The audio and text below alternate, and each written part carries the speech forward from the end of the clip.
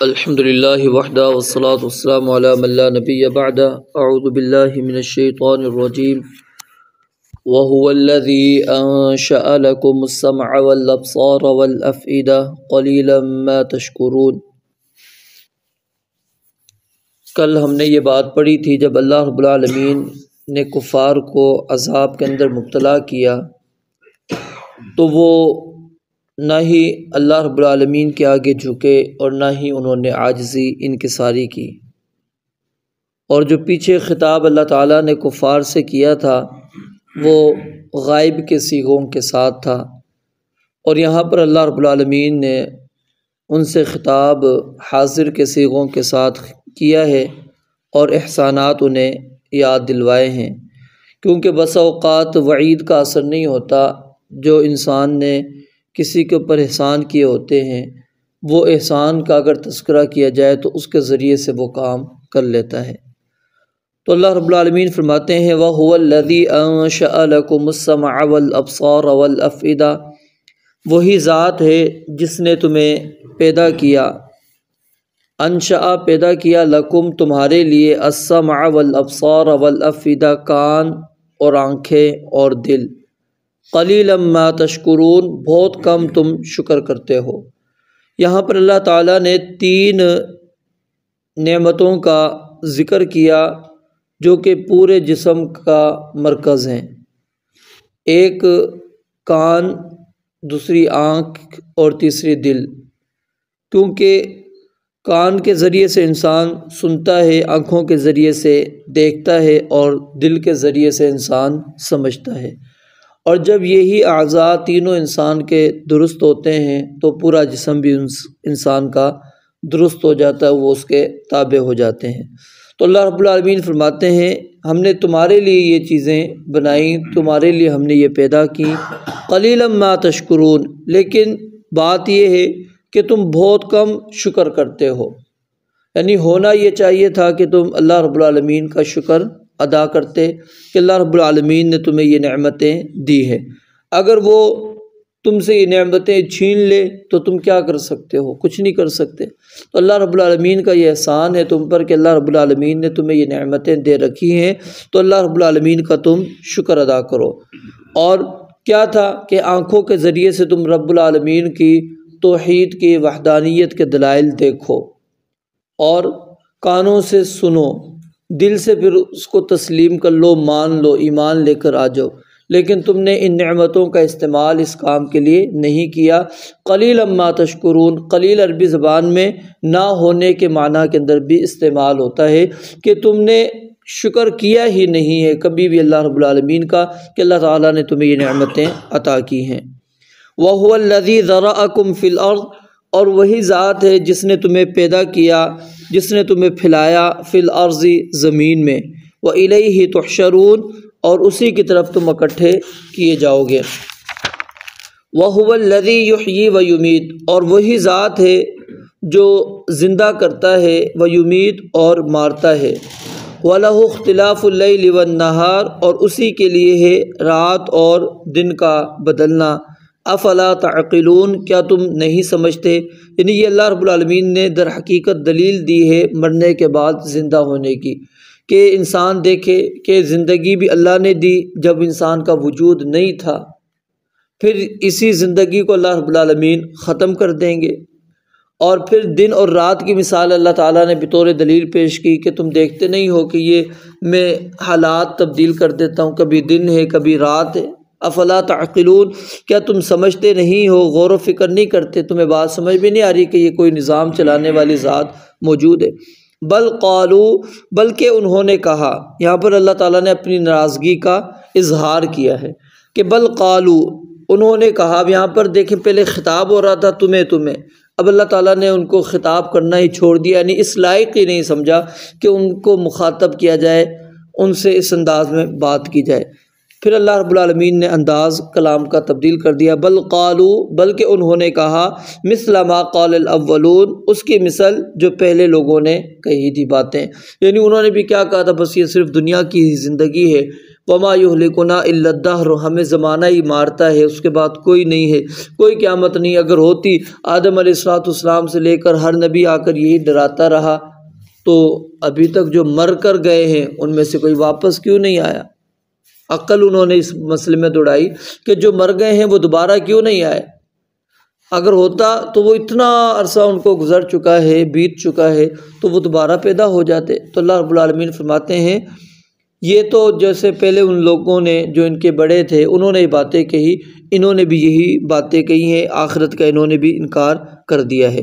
قالوا، انہوں نے کہا اذا متنا، کیا جب ہم مر جائیں گے، وکنا ترابا، اور ہم مٹی ہو جائیں گے، وعظاما، اور ہڈیاں، انا لمبعوثون، کیا واقعی ہم ضرور اٹھائے جانے والے ہیں؟ یعنی جب ہمارا وجود ختم ہو جائے گا، ہم مٹی کے اندر مل جائیں گے، ہڈیاں ہو جائے گی، یہ پورا جسم بالکل کھوکھلا ہو جائے گا، ختم ہو جائے گا، یہ انسان کا جو آج جسم موجود ہے بالکل ختم، کیا اس کے بعد اللہ رب العالمین دوبارہ پیدا کرے گا؟ اس کا اللہ تعالیٰ نے قرآن مجید میں کئی آیات میں جواب بھی دیا اور کہا کہ بلا قادرین علی ان نسوی بنانا، ہم تو ایک ایک پور، ایک ایک جوڑ بھی ہے اس کے بنانے پر بھی پورے قادر ہیں، وہ بھی ہم سے نہیں چھپنے والا۔ اور قل یحییھا الذی، آپ ان سے کہہ دیجئے کس ذات نے پیدا کیا تھا پہلی مرتبہ ان کو؟ ذرا ان سے سوال کرو، چلو یہ تو آخرت کو نہیں مان رہے کہ مرنے کے بعد دوبارہ اٹھنا ہے، تو ان سے پوچھیں کہ پہلی مرتبہ تمہیں کس نے پیدا کیا؟ کیا وجود تھا تمہارا؟ کیا یہ ہڈیاں تھیں، جسم تھا؟ کچھ نہیں۔ انسان کیا ہے؟ ایک حقیر سے، پانی سے اس کی تخلیق کی گئی ہے۔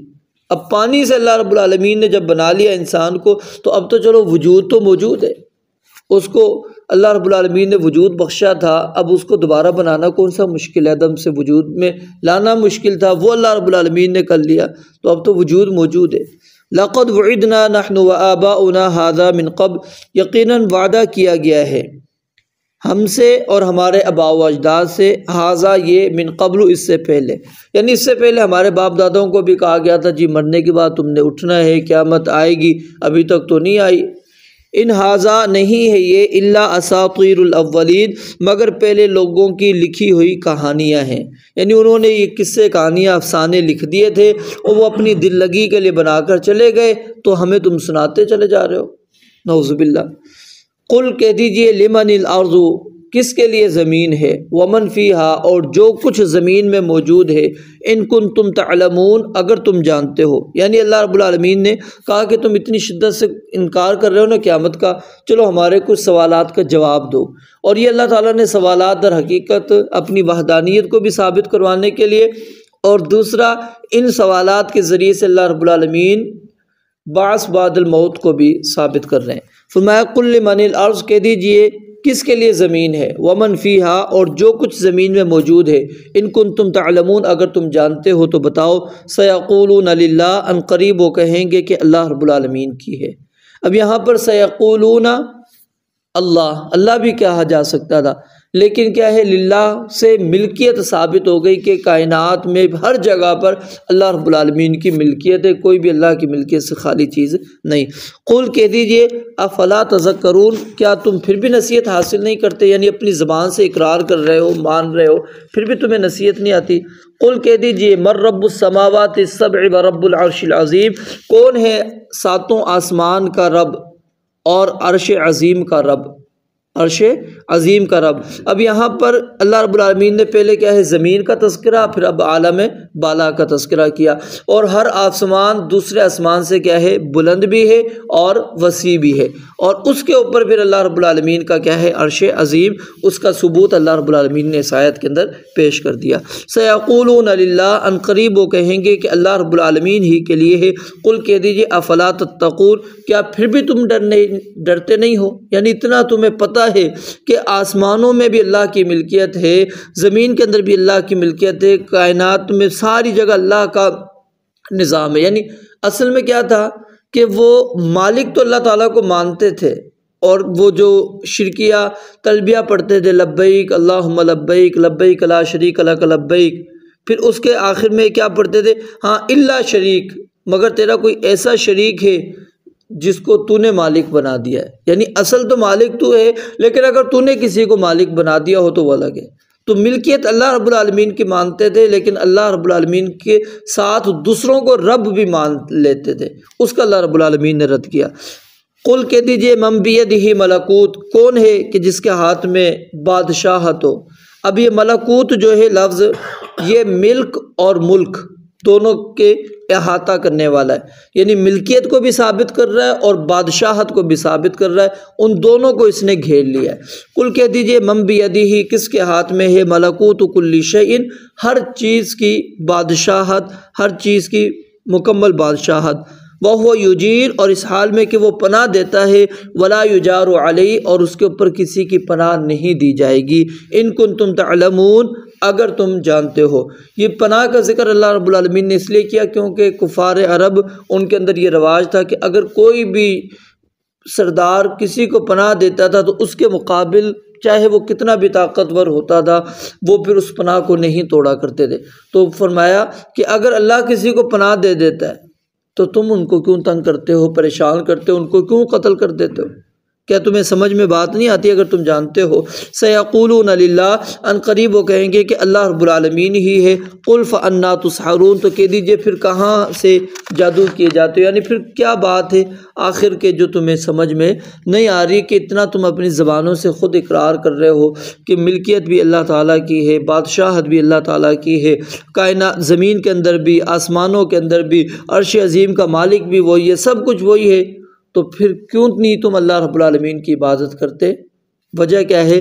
پھر کل کی آیات کے اندر وہ اللہ رب العالمین نے تھوڑا سا اور اشارہ اس جانب کیا ہے، وہ انشاءاللہ کل پڑھیں گے۔ اللہ رب العالمین سے دعا ہے رب العالمین سمجھنے عمل کرنے کی توفیق عطا فرمائے۔ وآخر دعوانا الحمدللہ رب العالمین۔